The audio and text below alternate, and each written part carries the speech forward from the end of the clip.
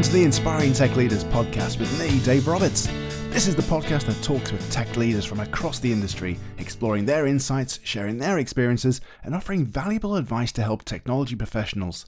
The podcast also explores technology innovations and the evolving tech landscape, providing listeners with actionable guidance and inspiration. Today I'm thrilled to welcome Georgina Owens to the podcast, who has not only navigated the complex world of enterprise technology, but has been recognised as one of the most influential voices in the UK tech industry. Georgina has built an impressive career leading technology transformations within organisations such as William Hill, Libris and Vodafone. What a pleasure to have you here today, Georgina. Thanks, Dave. Great to be here. So, Georgina, you've been recognised as one of the top CIOs in the UK. Can you tell us more about your journey to becoming a technology leader and what initially drew you to the tech industry? Yeah, indeed. It wasn't anything that I planned. My parents moved to Africa when I was very young, and I was nearly full way through my education when I came back. And of course, most of what I learned out there wasn't transferable. So I came back, went to college and had to make some choices, and saw this thing called computer studies and decided that it sounded interesting, and therefore went down that route. And from there on, once I'd got some qualifications, then moved into the technology world. So it really was pure luck that I ended up in technology. Well, that's really interesting because I also grew up in Africa and came back to the UK in the mid-1980s. So we have a bit of a similar background there. A similar timing as well, actually. Oh, well, I didn't know that. So, Georgina, when building new technology teams or transforming an existing one, what's your approach to establishing the right culture and the right mindset? So culture for me has always been key. I operate on honesty, trust, values. And the one thing that I have always done with my teams is to lay out right from the beginning how I want all of us to operate. And that will be generally, I'll do it through a series of presentations, and then I will always come back to it because culture takes a very long time to build. It takes weeks to destroy. And I'm sure you and many other people have seen that, where you get a new leader comes in, you know, they have very different values, and they come in and they start imposing their ways onto the teams, and before you know it, you've kind of lost everybody. So I think it's really important that if you're building a culture, you're in it for the long run. It's not something, you know, you don't just have one conversation and say, that's it, this is what our culture is. So I think it's important that you're building a culture that you believe in as well, because you have to be authentic, and people will very quickly realize that if you're trying to sell something that you don't believe in, that then you're going to fail. You're not going to sell it. You're not going to get the buy-in from the teams. Well, I agree. Authenticity is so important to get the right culture within your team. But it's also really important that we get the right level of diversity in technology teams, as you well know. So what specific benefits have you observed when building diverse technical teams? Yeah, I wish I could say that I have achieved it. I don't think I've ever managed to get above 14% diversity within my technology teams, which saddens me enormously. What I did have the pleasure of when I was at Vodafone was a chief exec who was absolutely passionate about diversity, and he was aiming for 30% gender representation from females at the higher levels within the organization. And it was like living in a different world, going into a meeting where you were not the only female, where there was a real balance of views. And honestly, I can't even explain what it was like, and the difference it made in terms of the thought process, the conversation, just the feeling of not being entirely on your own in the room. Well, I think I've been really lucky as the teams that I've worked in have had a really great diversity of leadership. However, sometimes we've struggled getting the foundational level right and getting that balance of diversity right at the entry level into tech. What's been your experience? At the mid-level, you will tend to have a better balance. But there is plenty of evidence that shows that that actually is the point when the women drop out of the workplace. It becomes too competitive, it becomes too political, and in general, it becomes more difficult to advance up the ladder. So that's where you find the numbers dropping, is at that mid-level. Like you say, at the lower levels, the pipeline is still not good, despite many, many efforts by myself, you, and many of our peers, as we know, who get out there and try and spread the message, and also try really hard to encourage more females into the technology workspace. It's still an uphill struggle. Well, it's definitely something we all need to strive to try and do better to get that right level of diversity in our teams. But looking at the tech landscape and how it's evolving at such an unprecedented pace, what do you see as the biggest challenges facing technologists today? I think the pressure that is coming, the external pressure that is coming from the media around, the possibilities of AI and what it can bring to an organization is huge. There's a constant battle of not seeming to be the negative one in the room and saying, well, it's great what we're seeing people claim to be able to achieve with AI, but there's the underlying infrastructure, the underlying data, there's what we're actually going to do with it, there's how it fits into all the other systems. I had a conversation yesterday with somebody about AI where they were being sold a new tool that was going to come in and absolutely transform the way that they were, managing all of their particular processes in this one business area. But they hadn't considered that the information that they would need existed in a multitude of systems. And I knew just by, a very quick glance that there's no way the data that they would need to consume to make their AI tool produce the magic that it was going to produce was going to be an easy task. So as technologists, we want to progress, we want to make a difference, we want to improve and innovate. And I think it's making it very challenging for us not to be just coming across as difficult and miserable because we can't necessarily support some of these great new AI tools that are coming. And as you say, with all these great AI tools that are coming along, how do you stay current with the emerging technologies while still delivering on immediate business needs? I think you've got to have a really sensible approach and segment what you have to achieve with clear goals, clear outcomes, and be able to communicate that to your executive team, your board, so that it's clear. These are the absolute must-haves that we are in the process of delivering. Can't be changed. This is what they'll cost. This is how much resource they take. These are some of the nice-to-haves that you would like us to do, and we're trying to prioritize.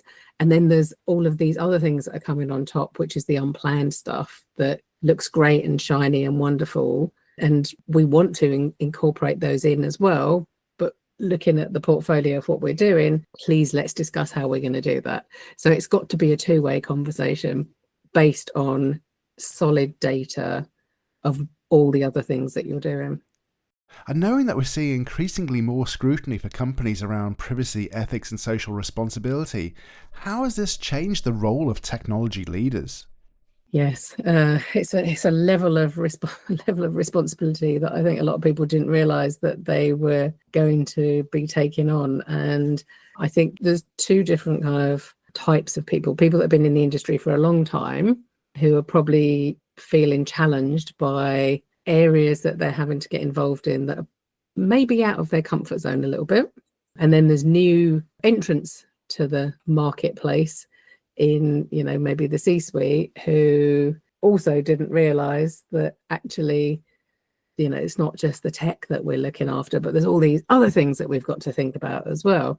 So, there's probably few people in the middle that are actually really comfortable because they're quite adaptable, or very adaptable, and able to think bigger than the day job. But I think there's a lot of people just don't they have an expectation that other people will take care of that for them, but that's just not the case anymore. And you talk about being in the comfort zone there, but there's often this tension between innovation and stability in technology roles. So how do you navigate this, especially when stakeholders want both cutting-edge solutions and rock-solid reliability? If you can introduce experimentation in a way that doesn't impact the major part of keeping the lights on, delivering to expectations, making sure that your roadmap is solid and secure, and you've just got that little bit of headroom for innovation, proof of concepts, trying new things out, then you can balance it. I have tried and tried and tried, and nearly every time the resource and the space to do the innovation and the experimentation gets gobbled up by some other priority that comes along, and it's difficult to keep that momentum. And what can happen then is then people will set up another team in a totally different part of the organization, but then that team will be just as reliant on the things that you are doing and have to do that prevented you from being innovative in the first place.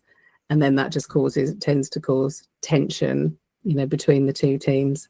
So that's not an easy answer. And if you do find someone that has got the answer, please do introduce me, because I'd like to know how they managed to do it. I know. I've always looked at it in a way that we need to try and balance innovation with governance and security, though. And I think it's also really important for us as technology leaders to be able to link technology to where it's driving business value. So I know that you've previously mentioned that companies still don't fully understand how deeply technology is ingrained into their businesses. Can you elaborate a little bit further on this? Yeah, I think it's very clear. If you go shopping, you just look at as you're walking around the shops. I mean, number one, I walk in a shop and I want Wi-Fi to be available. I'm expecting my supermarket to be a Wi-Fi supplier, because while I'm there, I want to be looking up products.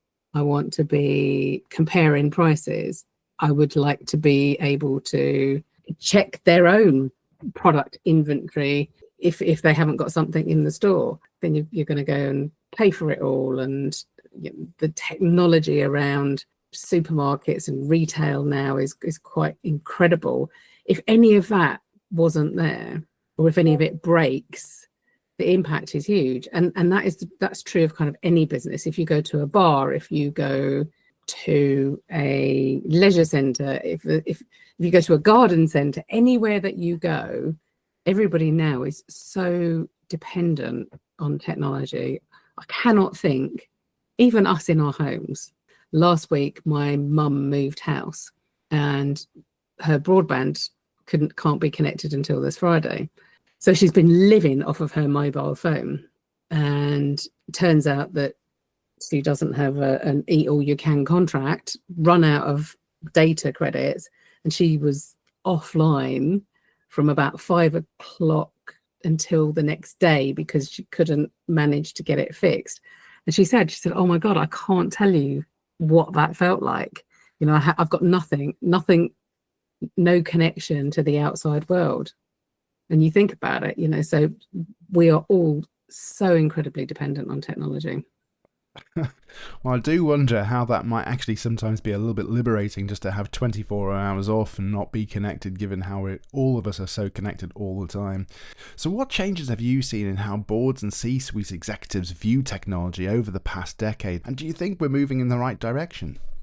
Absolutely. Yes. I think that boards are much more savvy about technology.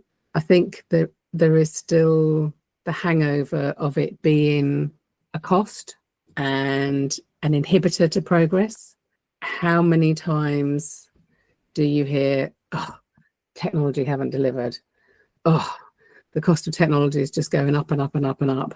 So I think there's still a bit of a barrier at times where it's a necessary evil. But I mean, yes, for sure, there is a lot more awareness, sometimes too much. Sometimes there's people that are far too enthusiastic about technology, I think, when they really should be thinking about the business. And I think, as important as technology is to deliver value for the business, you need to still be thinking about the customer experience, the reason why you're in business, what your key business drivers are, and then how technology supports all those, rather than it being technology as the driver for what you're doing. That's great advice. So looking ahead, how do you see the role of technology leaders evolving over the next 5 to 10 years? That's a very interesting question. Of course, all of us in this space I think we're all watching the speed of advancement of AI, and it really, really is. Some of it is just insane. Some of the things that are coming out. There was something that I saw this morning about a 17-year-old boy who had used a 3D printer and AI to write code to build a robotic arm that previously had cost $3,000, and he'd done it for $300, or figures like that. It was either 3,000 or 30,000. I mean, it was a massive difference. But the point is, that was a 17-year-old boy. So we are making technology available to such a large number of people that how we're going to harness that expansion of technology and technological experience within an organization to deliver value is fascinating, how we're going to do that. And also how those kinds of inventions and cottage industries, if you like, that are popping up all over the place, where people are inventing things left, right, and center, how is that going to impact everybody's business? Because now anybody could be a competitor to you. And so how are you going to protect yourself? And I think that's where the C-suite technology leaders are going to have to evolve, is that they're going to have to be aware of what those competitive technology factors are, and find a way that they can be either one step ahead, or work with the exec team, the board, to acquire very, very quickly and incorporate into the team. So finally, what advice would you give to aspiring technology leaders entering the field of tech? Oof, yeah. What advice would I give to people entering technology? It's not what it used to be. Technology is moving at an alarming pace, and I think be prepared to confront change on a daily basis, and be prepared to have to think about how your teams around you, how your position within the business will adapt to that change. So you are becoming a daily change agent who enable the new technology that is coming along, and to assess it quickly enough that if you do need to bring it in and use it for the best of the business and deliver value, then you and your teams are able to do that. I mean, we all know, right, that a lot of technical people don't actually like constant change. They do like to be able to work on something until it's finished. And if we're getting to the point where we actually have to keep changing things quickly, I'm not sure that every team is going to be equipped for that. So there's going to be a lot of re-scoping, retraining, going right the way back to culture, setting up the culture within the team so that people feel secure about it. They don't feel threatened by it, and that, they support each other in order to enable this whole new ecosystem of technology change that is upon us right now. Well, that's fantastic, and thank you for all this great insight that you've provided today, Georgina. It's really been a pleasure talking with you, but unfortunately that's all we have time for. So just wanted to say thank you once again for being part of the Inspiring Tech Leaders podcast. Thank you very much. If you've enjoyed this episode, don't forget to subscribe, leave a review and share it with your network. Thanks for listening, and until next time, stay curious, stay connected, and keep pushing the boundaries of what's possible in tech.